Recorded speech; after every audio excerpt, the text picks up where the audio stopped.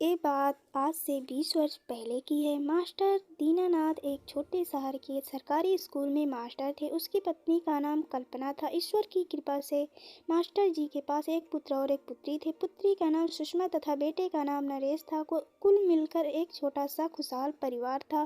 जीवन में कोई परेशानी नहीं थी। सरकारी नौकरी के कारण इतनी आय हो जाती थी कि जीवन के खर्चे आसानी से निकल सके। सुषमा 12वीं कक्षा में पढ़ रही थी और नरेश अभी 8वीं कक्षा में पढ़ रहा था। सुषमा को जवानी की दहलीज पर देखकर मास्टर जी और उनकी पत्नी ने उसके विवाह के संबंध में सोचना प्रारंभ कर दिया था। उन दिनों लड़कियों की शादी भी कम उम्र में ही कर देने का रिवाज था। सुषमा पढ़ने में नरेश से अधिक बेहतर थी तथा 10वीं में भी वह प्रथम श्रेणी में उत्तीर्ण हुई थी। उसका आगे पढ़ने का बहुत मन था, मगर माता पिता उसकी शादी करके अपनी जिम्मेदारी से मुक्त होना चाहते थे। 12वीं कक्षा में भी सुषमा उत्तीर्ण हुई। उसी वर्ष मास्टर जी ने उसका विवाह अपने एक रिश्तेदार द्वारा बताए गए एक लड़के के साथ तय कर दिया। लड़के का नाम गोकुल था। गोकुल अपने माता पिता की इकलौती संतान था। वो एक छोटा सा व्यवसाय करता था तथा थोड़ी बहुत पुश्तैनी भी जमीन भी थी। कुछ ही दिन में विवाह संपन्न हो गया तथा सुषमा अपने ससुराल पहुंच गई। मास्टर जी और उनकी पत्नी ने चैन की सांस ली कि चलो जिम्मेदारी पूर्ण हो गई। धीरे धीरे एक वर्ष बीत गया। सुषमा अपने ससुराल में ठीक से रह रही थी। उसी वर्ष सुषमा ने एक लड़की को जन्म दिया। सुषमा की सास को यह अच्छा नहीं लगा। वो पोते का मुंह देखने के लिए लालाई थी, परंतु यहाँ तो लड़की का जन्म हुआ था। एक दिन मास्टर जी जब अपनी बेटी को मिलने गए तब सुषमा की सास ने अपने मन की बात उनसे भी कह सुनाई। हम तो लड़के की आस लगाए बैठे थे, पर ऐसा नहीं हो सका। गोकुल के पिता ने समझाया कि कोई बात नहीं है, लड़की भी भगवान की ही देन है, अगले वर्ष लड़का भी जरूर हो जाएगा। मास्टर जी चुपचाप सुनकर घर लौट आए वापस। धीरे धीरे एक वर्ष बीत गया। सुषमा एक बार फिर गर्भवती थी। सुषमा की सास ने पोते की आस में पूजा पाठ और दान पुण्य में कोई कमी नहीं करी थी। उसको पूरी उम्मीद थी कि अब की बार लड़का ही होगा, परंतु ईश्वर ने उसकी प्रार्थना नहीं सुनी और दूसरी बार भी लड़की हो गई। जब मास्टर जी अब की बार मिलने गए तब सुषमा की सास ने उसके सामने ही सुषमा को कोसने लगी। गोकुल हमारा इकलौता लड़का है। हमने तो सोचा था कि आपकी लड़की हमारा वंश आगे बढ़ाएगी, पर ये तो लड़की को ही पैदा करना जानती है। हमारी तो किस्मत ही फूट गई है। मास्टर जी समझाने का प्रयास किया कि इन बातों में भगवान की मर्जी चलती है, इसमें सुषमा का कोई कसूर नहीं है, परंतु उसकी सास कड़वे शब्द ही बोलती रही। मास्टर जी भारी रुदन के साथ घर वापस लौट आए। कुछ समय और बीत गया। एक बार सुषमा घर आई तो अपने माता पिता के सामने फूट फूट कर रोने लगी। उसकी सास ने ताने मार मार के उसका जीना मुश्किल कर दिया था। पति भी अब पहले जितना प्रेम नहीं दिखाते थे। कभी कभी गुस्से में हाथ भी उठाने लगे थे। सिर्फ उसके ससुर थे जो उसको हिम्मत देते रहते थे और दो मीठे शब्द बोल देते थे, परंतु सास के सामने ससुर की भी नहीं चलती थी। कुल मिलाकर सुषमा खुशी नहीं थी। कुछ दिन बाद सुषमा तीसरी बार गर्भवती हो गई। इस बार सुषमा की सास ने ईश्वर को प्रसन्न करने के दोगुने प्रयास किए थे। साधु महात्माओं के बताए हुए सभी उपाय उसने पूर्ण किए थे। इसी तरह कई तरह के ताबीज भी बांध दिए थे। मास्टर जी और उनकी पत्नी भी इस बार ईश्वर से हाथ जोड़कर प्रार्थना कर रहे थे कि सुषमा को पुत्र रत्न की प्राप्ति हो जाए। धीरे धीरे सुषमा के प्रसव का समय नजदीक आने लगा। सबके दिलों की धड़कनें तेज थी, परंतु इस बार भी उनके मन की मुराद पूरी नहीं हुई। सुषमा ने तीसरी बार एक लड़की को जन्म दिया था। पूरे घर में मातम छाया हुआ था। इस बार जब मास्टर जी सुषमा के घर मिलने पहुंचे तो उसकी सास आग बबूला हो रही थी। मास्टर जी को जलपान को भी नहीं पूछा गया। सुषमा की सास जी भर के उसको गालियां दे रही थी। मास्टर जी सुषमा को झूठा दिलासा देकर अपने घर लौट आए। कुछ दिन बाद पता चला कि सुषमा के ससुर गंभीर रूप से बीमार हैं। उनका एक से एक अच्छी जगह इलाज करवाया गया, परंतु कोई भी लाभ नहीं हुआ। उनके इलाज में जो थोड़ी बहुत जमीन भी थी वह बिक गई थी। एक दिन ऐसा आया जब वह स्वर्ग सिधार गए। उनके जाने के बाद सुषमा के और भी बुरे दिन शुरू हो गए।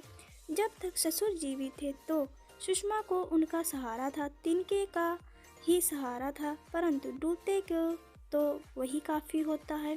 अब तो सास उसको पानी पी पी कर कोसती थी। गोकुल अब शराब पीने लगा था। छोटी से छोटी बात पर सुषमा पर हाथ उठाने लगा था। जमीन तो बिक ही चुकी थी। उसका व्यवसाय भी अच्छा नहीं चल रहा था। सुषमा जितनी रोटियां नहीं खाती थी उससे कई गुना उस अधिक गालियां खाती थी। सास उसको और उसकी लड़कियों को मनहूस कहती थी तथा घर में जब गरीबी बढ़ने के लिए उसको ही दोषी देती थी। सुषमा का जीवन नर्क बन चुका था। एक दिन मास्टर जी से मिलने सुषमा के गांव से एक परिचित आए। उनसे सुषमा पर हो रहे अत्याचार के बारे में पता चला। मास्टर जी को सारी रात नींद नहीं आई। अगले दिन मास्टर जी सुबह सुबह सुषमा के घर पहुंच गए। सुषमा को देखा तो पहचान न सके। सूख करके कांटा हो चुकी थी तथा आंखों के नीचे काले गड्ढे साफ दिखाई दे रहे थे। बड़ी लड़की नाना का हाथ पकड़ के खड़ी हो गई। मास्टर जी ने कहा, गोकुल बाबू, आज मैं आपसे कुछ मांगने आया हूँ। आपकी लड़की के भाग्य से हम बर्बाद हो चुके हैं। अब क्या मांगने आए हो? गोकुल ने रुखाई से उत्तर दिया, मैं चाहता हूँ कि आप अपनी 2 लड़कियाँ मुझे सौंप दीजिए। मैं उन्हें अपने साथ ले जाना चाहता हूँ। गोकुल ने कहा, 2 ही क्यों, 3 को ले जाओ। उसको भी ले जाऊंगा, मगर अभी वह छोटी है। गोकुल की माँ भी बोली, हाँ हाँ ले जाओ, हमारा तो पाप कटेगा। सुषमा ने मास्टर जी को प्रश्न सूचक नजरों से देखा। मास्टर जी बोले, बेटी सोच क्या रही है? तुझे भी तो मैंने ही पाला है। मास्टर जी के कहने पर सुषमा ने अपनी दोनों लड़कियों को उनके साथ रवाना कर दिया। 52 वर्ष की अवस्था में मास्टर जी अपनी लड़की की 2 बेटियों को अपने घर ले आए। मास्टर जी की पत्नी हैरान रह गई। अभी उनको रिटायर होने में 13 वर्ष शेष थे। मास्टर जी ने कहा, ये भी मेरा ही खून है। मास्टर जी ने उसको स्कूल में दाखिला करवाया और पूरी तरह से जिम्मेदारी संभाल ली। 2 साल बाद वह तीसरी बेटी को भी ले आए। मास्टर जी का यह रूप देखकर जितने लोग भी उन्हें जानते थे वह अस्तंभ रह गए। मास्टर जी का सम्मान तो सब पहले से ही करते थे, पर अब वह सम्मान श्रद्धा का रूप ले चुका था। इसी बीच सुषमा चौथी बार गर्भवती हुई। इस बार ईश्वर ने उसको पुत्र रत्न प्रदान कर दिया था। उसकी सास ने पोते का मुंह देख ही लिया। मास्टर जी बहुत धनी नहीं थे। उन्हें पता नहीं था कि वह इन लड़कियों की शादी कैसे कर पाएंगे, पर वह उनको पढ़ाते चले गए। एक मास्टर के पास जान की दौलत ही तो होती है। मास्टर जी ने लड़कियों को पढ़ाना ही अपने जीवन का उद्देश्य बना लिया था। लड़कियां भी पढ़ाई में अपनी माँ की तरह ही तेज थीं। तीनों ही प्रथम श्रेणी में उत्तीर्ण होती रही। सबसे बड़ी लड़की ने बीएससी एमएससी पूर्ण कर लिया। फिर मास्टर जी का एक पूर्व छात्र जो शहर में प्रोफेसर बन चुका था, उसने अपने अधीन उस लड़की को पीएचडी पूर्ण करवाई। अब उस लड़की के नाम के आगे डॉक्टर लग गया। आज वो लड़की भी हम बड़े कॉलेज के में प्रोफेसर बन चुकी है और उसकी शादी अपने साथ ही पीएचडी करने वाले एक लड़के से हो गई। जहां पैसे की 1 रुपए की मांग भी लड़की की शादी में नहीं की गई। दूसरी लड़की ने बहुत कम फीस पर एक सरकारी इंजीनियरिंग कॉलेज से पढ़ाई पूर्ण की। आज वो देश की सबसे बड़ी कंपनी धीरू भाई अंबानी की रिलायंस कंपनी में कार्यरत है। उसका विवाह भी एक कंपनी के ही सहकर्मी से बिना किसी दहेज की मांग के हो चुका है। और तीसरी लड़की भी एक अच्छे परिवार की बहू बन चुकी है।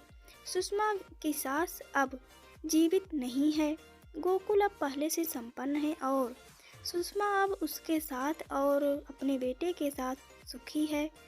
मास्टर जी का निधन पिछले सप्ताह लगभग 80 वर्ष की आयु में हो गया। उनके साहस की और जो महान कार्य वह करके गए हैं, उनकी जितनी तारीफ की जाए, जितनी प्रशंसा की जाए, वह बहुत ही कम है। उन्होंने बहुत सारे जीवन खराब होने से बचा लिए। और मेरे प्यारे दोस्तों, ये कहानी बस यहीं तक। आपको कहानी कैसी लगी और कहानी से क्या सीख मिली, हमें कमेंट करके ज़रूर से ज़रूर बताएं। और हंसते रहें, मुस्कुराते रहें और सकारात्मक सोच के साथ आगे बढ़ते